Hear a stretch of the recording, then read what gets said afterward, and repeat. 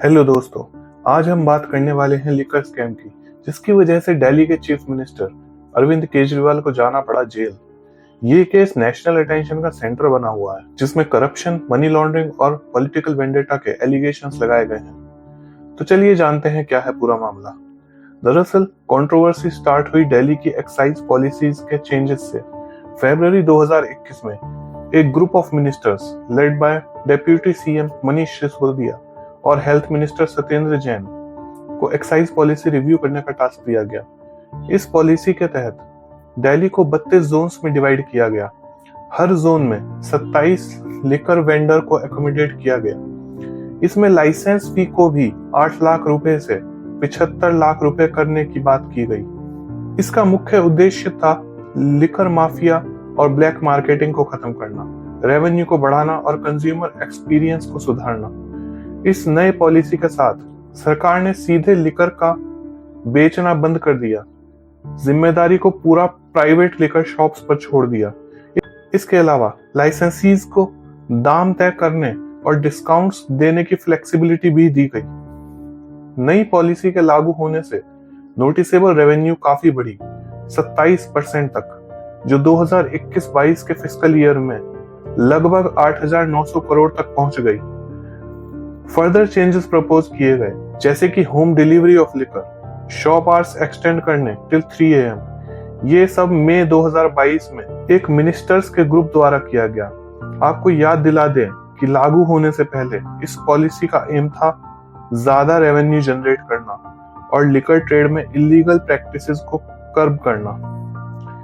Chief secretary Naresh Kumar ने भी procedural lapses और प्रपोज चेंजेस में इरेगुलरिटीज को हाईलाइट किया था। जब इस पॉलिसी का फाइनल ड्राफ्ट अप्रूवल के लिए लेफ्टिनेंट गवर्नर विनय कुमार सक्सेना के सामने लाया गया, तो उन्होंने बिल अप्रूव तो कर दिया, पर इस कंडीशन के साथ कि नए liquor vendor non confirmed areas में सिर्फ म्युनिसिपल कॉर्पोरेशन ऑफ दिल्ली की परमिशन से ही ओपन किए जाएं। हाउएवर, ये पॉलिसी जल्द ही स्क्रूटिनी के अंडर आ गई।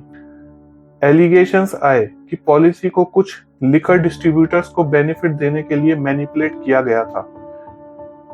सीबीआई यानी कि सेंट्रल ब्यूरो ऑफ इन्वेस्टिगेशन और ईडी एनफोर्समेंट डायरेक्टरेट ने ये एलिज किया कि डिस्ट्रीब्यूटर्स की कमीशन और फी को 5% से बढ़ाकर 12% किया गया, जिससे ब्राइब्स फैसिलिटेट हुई। ये भी आरोप लगा कि इस पॉलिसी के थ्रू कुछ डिस्ट्रीब्यूटर्स को अनजस्टली फायदा पहुंचाया गया, गवर्नमेंट एक्सचेकर और कंज्यूमर्स के एक्सपेंस पर। इसके अलावा भी इस पॉलिसी पर बहुत एलिगेशंस लगे। पॉलिसी के लागू होने के बाद एक सीरीज ऑफ कंप्लेंट्स आई, जिसमें एक मल्टी करोड़ स्कैम का इल्जाम था। एक ऐसी शिकायत को जून 2022 में दिल्ली पुलिस के सामने रखा गया, जो कि पूर्व दिल्ली कांग्रेस के अध्यक्ष अनिल कुमार चौधरी ने किया। इस बिल को लेकर ऑपोजिशन बीजेपी और कांग्रेस ने सख्त विरोध किया, कहते हुए कि सरकार ने सभी लाइसेंसेस को पैसों के बदले में बेच दिया है और सरकार ने एक्साइज डिपार्टमेंट को पूरा प्राइवेट प्लेयर और बिजनेस एजेंसीज को सौंप दिया है। लिकर लाइसेंस होल्डर्स को अपनी मर्जी के मुताबिक एक्सटेंशंस दी गई थी। ऑपोजिशन ने यह भी आरोप लगाया कि नए पॉलिसीज एक्साइज पॉलिसीज के खिलाफ थी और व्यापारियों को 30 करोड़ की छूट दी गई। सिसोदिया ने यह भी कहा कि नए पॉलिसी के तहत 849 नए आउटलेट्स और खोले जाने थे, जिसमें अनऑथराइज्ड एरियाज भी शामिल थे, जो कि गवर्नर ने भी अप्रूव किए थे। जुलाई 2022 में दिल्ली के चीफ सेक्रेटरी नरेश कुमार ने प्रोसीजरल वायलेशंस की रिपोर्ट सक्सेना को दी। इस रिपोर्ट में आरोप लगाया गया कि एक्सपर्ट कमेटी की सलाह को नजरअंदाज किया गया था और लेफ्टिनेंट गवर्नर को बाईपास किया गया था पॉलिसी को इम्प्लीमेंट करते समय। इस रिपोर्ट के मुताबिक एक्सचेकर को 580 करोड़ तक का नुकसान हो चुका था।